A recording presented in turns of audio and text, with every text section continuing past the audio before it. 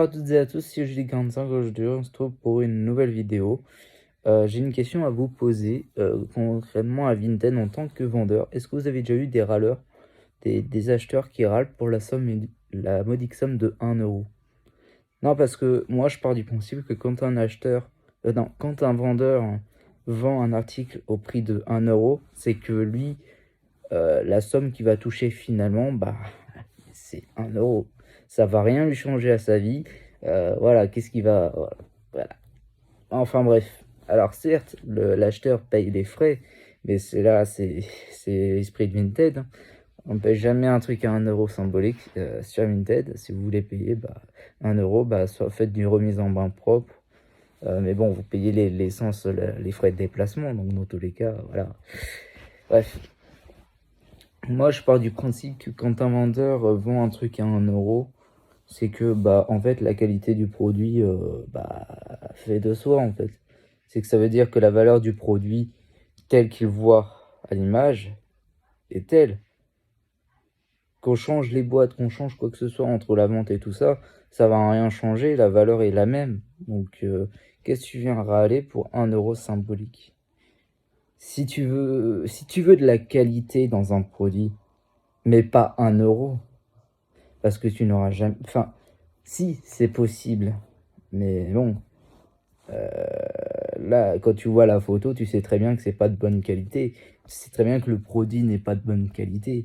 Donc qu'est-ce que tu viens m'emmerder à râler sur un produit à 1 euro quand tu vois sur la photo que le produit n'est pas déjà bonne de base et que ça justifie le prix d'1 euro, puisque ça veut dire que le vendeur n'est pas en capacité de le vendre plus cher. Donc, et déjà d'une, en plus de ça, je peux pas donner sur une TED.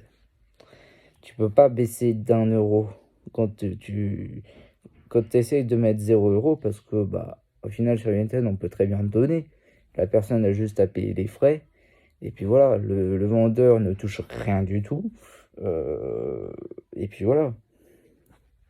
Donc, enfin bref, tout ça pour dire que moi je pense que, et un conseil aux acheteurs, je vous conseille d'éviter les ventes à 1 euro, ça sert à rien.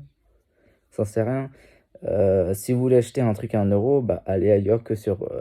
faites du remise en main propre. Faites du remise en main propre. Donc, enfin bon, moi c'est que ça veut dire que je suis en incapacité de vendre plus cher. Donc voilà quoi, je peux rien faire. J'ai vendu l'article à 1 euro, qu'est-ce que tu veux que je fasse?